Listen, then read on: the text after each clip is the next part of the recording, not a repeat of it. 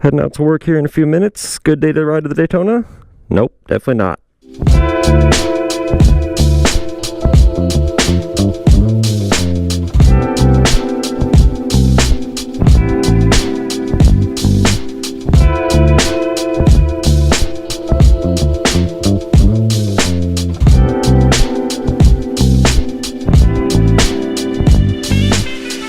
This piece right here, same piece that broke last time. Snapped right off here the other day while I was riding, and I think there's a reason for that. I'll explain that in a minute, but when that broke, I was not close to home in first gear, so I needed to get the bike into at least fourth gear or something so I could get home. And there was a shift rod, you know, that was from here that went through here, connected to here. So I thought, you know, if I push the rod while I pull the clutch, I can push the gears up to fourth. So I was pushing. Basically, I was pushing instead of pulling. You know, I thought I had to push, but I fucked up. So I broke the shift rod. That was my fault. But this piece, this was both my fault. I get into this in a minute. Why this happened? Why I believe it happened. But I ordered that piece from Driven TT rear sets right here. I didn't order the shift rod. I have a friend that's gonna remake me the rod temporary while the other one comes in. It's on back order for like 3 weeks, and I need my bike, and all I have is my bike right now. So luckily I have a very, very kind, awesome roommate. You guys know FC3S702. If you don't, go subscribe to his ass because he's awesome. But he's been letting me use his car, and he took his car today, so I'm taking his bike. Alright, so let's do this. Alright, so after riding this bike for about 5 minutes now, I've come to the conclusion that my arms really hurt. It's just a little more upright than I'm used to. It's a lot more upright than I'm used to, actually, and maybe that's because I'm used to my semi-aggressive riding position on the Daytona, which is like down here, right? But this bike is way the fuck up here, and it's comfortable, don't get me wrong. Like, this seat is amazing. The bike feels great, the power's there for a 650 and sport touring bike. This thing gets up and goes. Another thing is I'm so used to 2 fingers on my Daytona and the short clutch, so I'm going to do 2 fingers on this bike, and I'm realizing that I can't because it's not fully engaging the clutch all the way, which is not good. So I will continue to use my whole entire hand, which is weird for me to get used to grab a full hand of clutch when I'm used to either 1 or 2 fingers.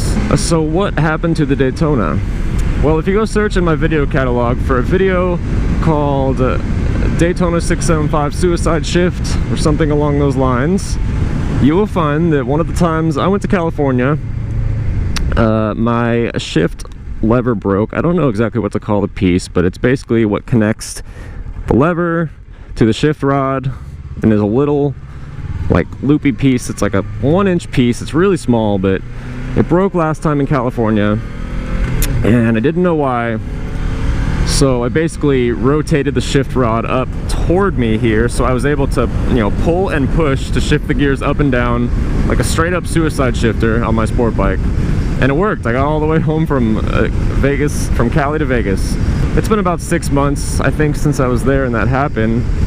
And just the other night I was out riding, and I happened to be racing a Hayabusa. But anyway, I was racing and I took off in first gear, went to quick shift from first gear to second gear, which people have told me is a no-no. You're not supposed to quick shift from first to second because the gap is too big. It's gonna be rough on the transmission. There's only a certain sweet spot between the RPMs that you can do it safely. I kind of followed that for most of the time I've had the Daytona, but I did quick shift from first to second like many times, and I didn't feel like it was that harmful to the bike, and I didn't think it did that much damage. I believe that because I put so much pressure on that little rod and that piece that eventually it wore out and it snapped. It cannot be this $400 or $500 reset. Like, I don't buy that. It's too good of a product, and it has to be me. It has to be something I'm doing. So that little piece broke first, right? and pulled over, was looking at the bike, and I was in first gear, mind you. At least when this happened to me in Hollywood when I was at the Bash and Bike Tender, I was in third gear, so I rode all the way home from Hollywood to Bash's house in third gear, which is like 40 minutes, but took the streets. It was fun, it was good. So this time I was in first gear when I snapped, so I pulled over. I'll show you guys a little quick video of what happened right here. What's up, man?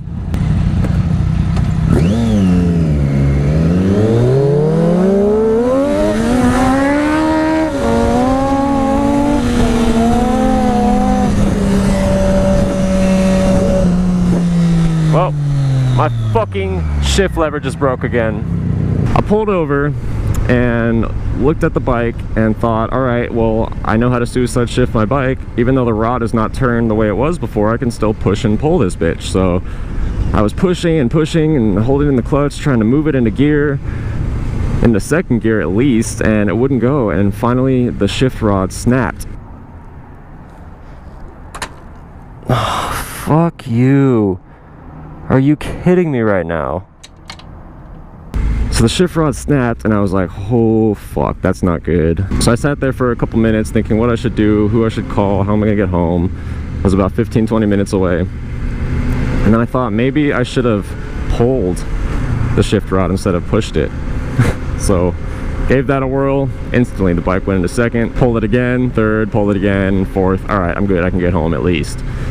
So, you know, breaking the shift rod, that was on me, that was totally my fault, and I don't know completely 100% if breaking the little driven rear set piece was my fault or not, but I'm going to believe it is, and I'm going to take further precautions in the future to not quick shift from first to second and try to be a little bit more careful and see if that piece ever breaks or doesn't break. So that should be interesting to find out. Last time we were in the same area going to work, I was telling you all about lane splitting and my left signal was on for what reason? But anyway, not used to this bike, all right? So I told you guys last time that I had gotten a lane splitting ticket, right? I finally got pulled over after 5 years of riding, maybe even 6 years. Finally got pulled over. I got pulled over twice in 2 weeks. And basically what the scenario was, I was right here getting on the freeway, right? Dead stop traffic, nothing's moving. I'm like, all right, I get up to this spot right here where this freeway merges and start going in between cars that are completely stopped. Nobody's even moving. I finally get up to the front.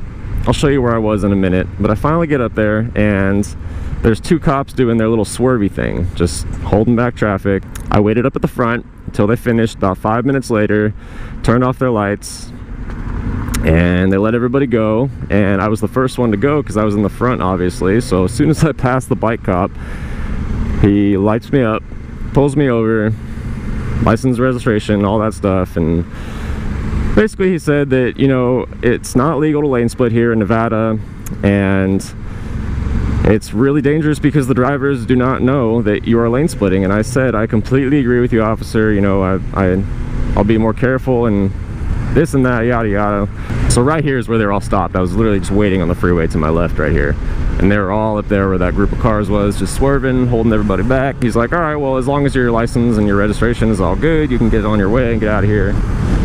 It's like, all right, thank you, I appreciate it. So went on our day, and I was like, that was a really cool cop. You know, that guy was a rider. He knows that I'm just trying to be safe and get away from these cars, but he still, you know, has to do his job and let me know that I can't do that. So I totally respect that. So the very next week, I made it to about here, like literally right this spot, and traffic was dead stop again, like not moving, not even crawling.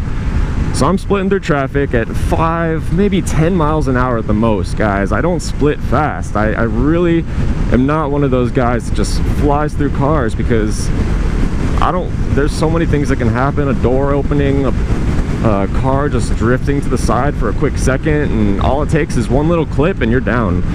So I was splitting right here, and for about another 600-700 feet till I see a highway patrol SUV pass me on this left-hand shoulder right here.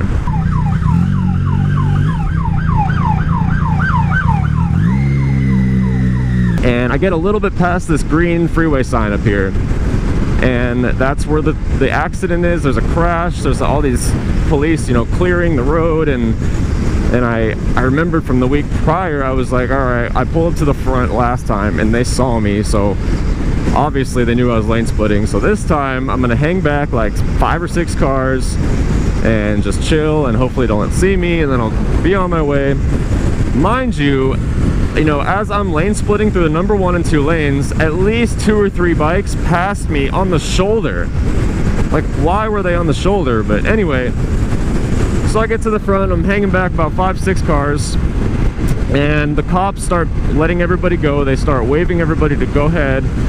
I'm in this number 1 lane here, and when the car in front of me gets to the very front, he stops that car, looks dead at me, and why don't I just play you guys the clip, because this is exactly what happened.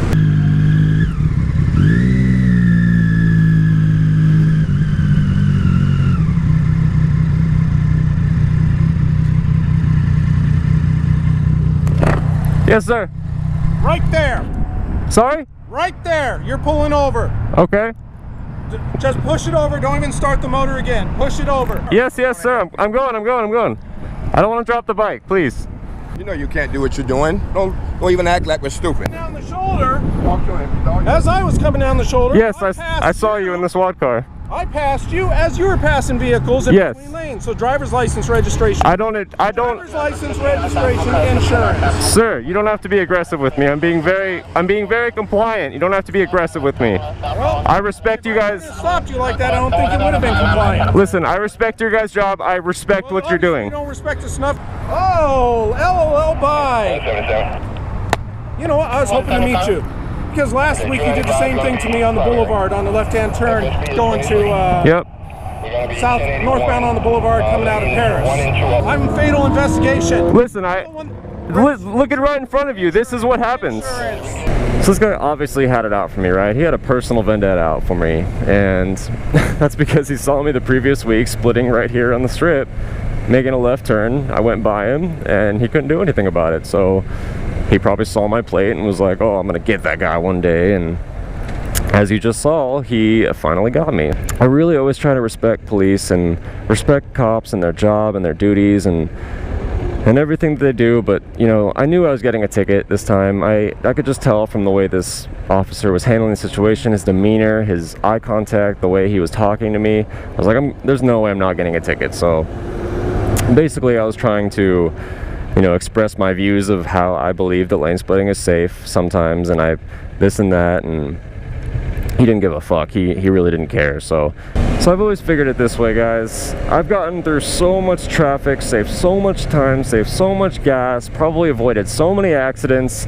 in my history of riding that, you know, if I get 1 or 2 tickets occasionally for lane splitting in an illegal area where I shouldn't be lane splitting, it's okay to me. You know, it's worth it. It's been worth it to know that I was safe all those times I was lane splitting, and I had never been rear-ended before because of it. We're gonna continue this conversation after I get off work, guys. See you then. All right, 9 hours later, and I am Dunskies.